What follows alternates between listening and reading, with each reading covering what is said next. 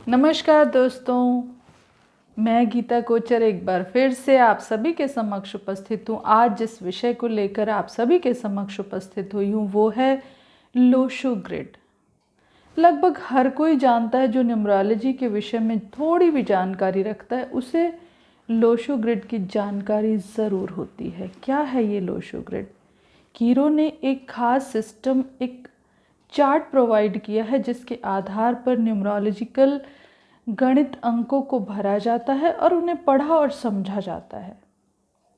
और इन अंकों को उसने एक स्पेसिफिक प्लेस दिया है। उसी प्लेस के आधार पर हमें उन्हें किसी भी जन्म तिथि के अनुसार भरना या उसकी गणना करनी होती है।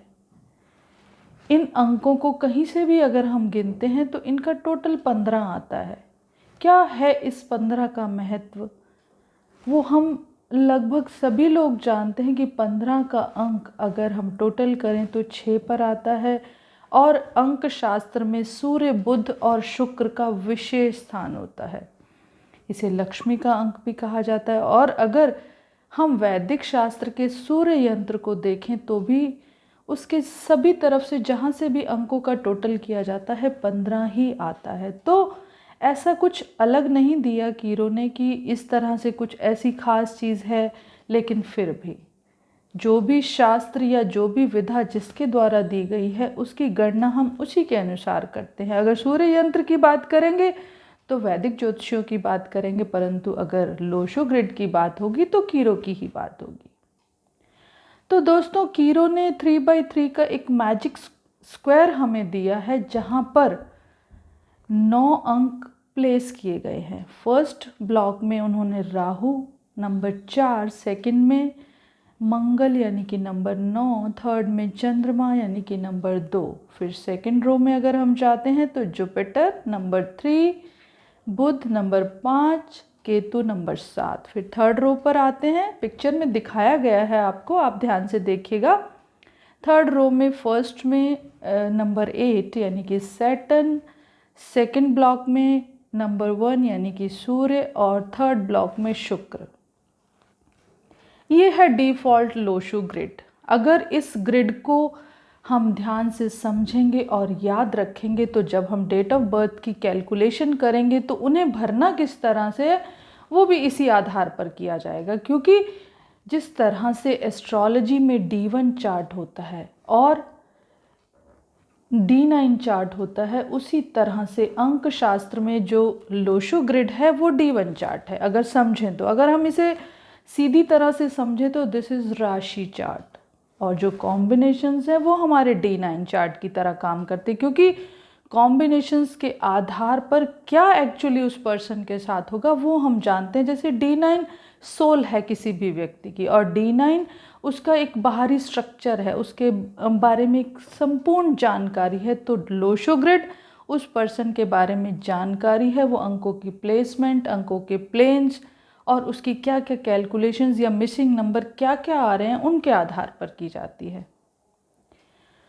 तो 3x3 का ये जो स्क्वायर है, जब इसे फिल कर लिया जाता है एक प्रॉपर प्लेस पर, जैसा कि पिक्चर में आपको दिखाया जाएगा, तो उसके बाद इन जो प्लेसमेंट ऑफ नंबर्स है इनको एक खास नाम दिया गया है, as per qualities of number and their nature. और हर नंबर का अलग एलिमेंट है और उसकी एक प्रॉपर डायरेक्शन है।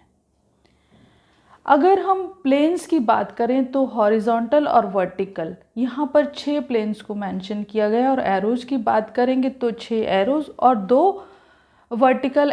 2 डायगनल एरोज़ के साथ 8 एरोज़ को मेंशन किया गया है। तो यहाँ हम प्लेन्स की बात कर रहे हैं, एरोज़ की बात बाद में करेंगे। तो प्लेन्स, जब हम एक डिफ़ॉल्ट लोशो ग्रिड देखेंगे तो हम किसी पर्सन की जब कैलकुलेशन करेंगे वहाँ क्या क्या नंबर आ रहा है वो जानने के लिए हमें पहले ये जानना होगा कि जब हम प्लेसमेंट कर देते हैं नंबर्स की तो किस प्लेन को किस नाम से बोला जाता है। सबसे पहला जो प्लेन आता है हॉरिजॉन्टल रो में, दैट इज़ 492, जिसे मेंटल प्लेन कहा जाता है, यानी कि हेड ऑफ द बॉडी। अगर हम बॉडी स्ट्रक्चर वाइज समझे तो 492 is the head of the body, यानी कि ब्रेन, यानी कि इंटेलिजेंस। जिन भी लोगों की डेट ऑफ बर्थ में या लोशो ग्रिड में 492 प्लेस्ड होते हैं, वो बहुत इंटेलिजेंट होते हैं, मेंटल वर्क बहुत करते हैं और जो भी काम करते हैं उसे पूरी ईमानदारी से और पूरी बुद्धिमत्ता के साथ करते हैं और उनकी लर्निंग पावर बड़ी स्ट्रांग होती है।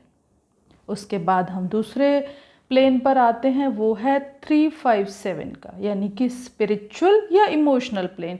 यहाँ पर अगर हम देखें तो दो सीधे सीधे दो नंबर्स 3 और 7 जो कि स्पिरिचुअल नंबर्स हैं, गुरु और केतु, और स्टेबिलिटी का नंबर अगर हम देखते हैं तो 5 है। Heart of the Lo Shu grid यहाँ पर आधारित है, क्योंकि जैसे बॉडी वाइज हमने उसे हेड देखा तो इसे हमने बॉडी देखा।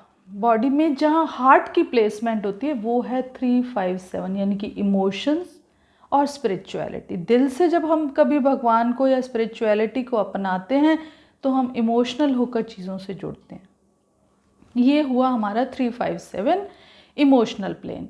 अब थर्ड प्लेन जो हमारा आता है दैट इज़ 816, जिसे हम प्रैक्टिकल प्लेन कहते हैं, और बॉडी वाइज बोलें तो लेग्स एंड फीट, यानी कि प्रैक्टिकल और फिज़िकल वे में जो लोग काम करते हैं, अपने जो थॉट्स हैं, जो आपके आइडियाज़ हैं, उनको इम्प्लीमेंट किस तरह से करना है, दैट इज़ 816। प्रैक्टिकली चीज़ों को किस तरह कैनवस पर लेकर आना है, वो प्लेन है हमारा 816। तो ये हुए हमारे हॉरिजॉन्टल प्लेन्स। अब वर्टिकल प्लेन्स की बात करेंगे, जो पिक्चर में आप ध्यान से देखिएगा किस तरह से मैं उनको मेंशन कर रही हूँ। अब हम वर्टिकली देखेंगे। वर्टिकल में हमारे पास आता है 438, फर्स्ट प्लेन जो आता है हमारा, दैट इज़ थॉट प्लेन। जो हमारे विचार हैं, हमारे मन में क्या भावनाएं उत्पन्न होती हैं, अच्छी बुरी, प्रैक्टिकल, फिजिकल, किस तरह के विचार हमारे मन में आते हैं, क्योंकि वहाँ राहु, शनि और गुरु का मिला जुला स्वरूप है। राहु और शनि एक प्रैक्टिकल अप्रोच देते हैं, वहीं गुरु एक लगाम देकर खड़ा है कि नहीं, गलत अगर वो करने लगते हैं तो उन्हें एक थॉट प्रोसेस के अकॉर्डिंग ज़रूर डालते हैं। कभी भी आपने देखा होगा जब भी आप कुछ अच्छा या बुरा करने लगते हैं तो आपकी कॉन्शियस या आपकी विल हमेशा आपको एक बार ज़रूर आगाह करती है कि ये आपको करना चाहिए या नहीं। उसके बाद भी अगर आप करते हैं तो वो हमारे अपने कर्माज हैं। तो ये हुआ 438। अब अगला जो एरो वर्टिकल रो में आता है that is 951। 951 is the bestest plane in the numerology. जिसकी भी ग्रिड में, जिसकी भी डेट ऑफ बर्थ में अगर 951 का एरो आता है, दैट मीन्स हिज और हर लाइफ ऑलमोस्ट स्टेबल। काफ़ी हद तक उसके जीवन की पीड़ाएं, उसके जीवन की परेशानियां खुद ब खुद दूर हो जाती हैं, क्योंकि वो अपनी इच्छा शक्ति के बलबूते पर अपनी हर चीज़ को पाने की क्षमता रखता है। भले ही न्यूमरोलॉजी के कुछ नंबर उसकी ग्रिड में मिसिंग हैं, नेम करेक्शन से भी नहीं आ रहे नंबर, परंतु अगर 951 आता है तो चीज़ें अपनाना और पाना उसके लिए काफ़ी आसान होता है। तो ये है हमारा विल पावर, हमारी इच्छा शक्ति 951। अब हम आते हैं अगले एरो 276, जो कि एक्शन प्लेन के नाम से कहा जाता है। हालांकि एरोज को हम डिटेल में जानेंगे ज़रूर किसी वीडियो में, परंतु यहाँ अगर प्लेन्स की बात करते हैं तो planes are almost connected to arrows, क्योंकि हम प्लेन्स को एरोज से अलग देख नहीं पाते। एरोज और प्लेन्स का नाम भले ही अलग हो परंतु उनकी कार्यशैली लगभग सेम है।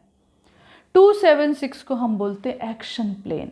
जिनकी भी ग्रिड में ये प्लेन पाया जाता है वो काफ़ी एक्शन ओरिएंटेड होते हैं, कभी कभी बिना सोचे समझे भी फैसले करते हैं अगर कॉम्बिनेशन या उनकी डेट ऑफ बर्थ के नंबर बहुत कनेक्टेड उनके साथ नहीं होते, या वो नंबर्स भी इस तरह से उतावलेपन को शो करते हैं, तो वहाँ पर हम अगर जानें तो 276 कभी कभी नेगेटिव एक्शन लेता है। अदरवाइज़ काफ़ी एक्शन ओरिएंटेड पर्सन होते हैं जिनकी भी ग्रिड में 276 पाया जाता है। तो ये थे planes as per Lo Shu grid. अब इन्हें भरना कैसे है, इन्हें किस तरह से समझना है, वो हम अगली वीडियो में जानेंगे, परंतु इस वीडियो में हम एलिमेंट्स की बात ज़रूर करेंगे।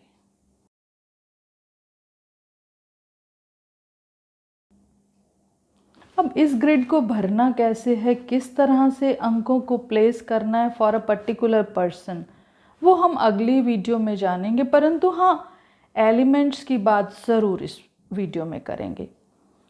देखिए, हमारा शरीर पंच तत्वों से बना है और इस ब्रह्मांड की हर वस्तु पंच तत्वास पर ही आधारित है। इसीलिए अंक शास्त्र हो, एस्ट्रोलॉजी हो, कोई भी विधा हो, वास्तुशास्त्र में भी पंच तत्व का ही पूर्णता महत्व है। पंच तत्वों का इम्बैलेंस किस तरह से प्रॉब्लम क्रिएट करता है और पंच तत्वों का जो बैलेंस है वो किस तरह से एक संतुलित घर का निर्माण करता है। तो वास्तु हो, एस्ट्रोलॉजी हो, कोई भी विधा हो, पंच तत्वों का विशेष महत्व है। तो जब अंक शास्त्र की बात करते हैं, यहाँ भी पंच तत्वों का महत्व है, जो कि आगे इनके रेमेडियल पार्ट को भी डिसाइड करता है। किस तरह से पंच तत्वों के आधार पर अंकों को संतुलित किया जाता है और उसके आधार पर व्यक्ति के जीवन को एक संपूर्ण आयाम दिया जाता है। तो यहाँ पर अंकों की हम बारी बारी से बात करेंगे। तो जो नंबर 4 है that is would element, number 9 is fire element, number 2 is earth element, and number 3 is again wood, number 5 is earth, number 7 is metal, and number 8 is earth, and number 1 is water. यहाँ number 6 की बात कर लेते हैं। Number 6 is also metal.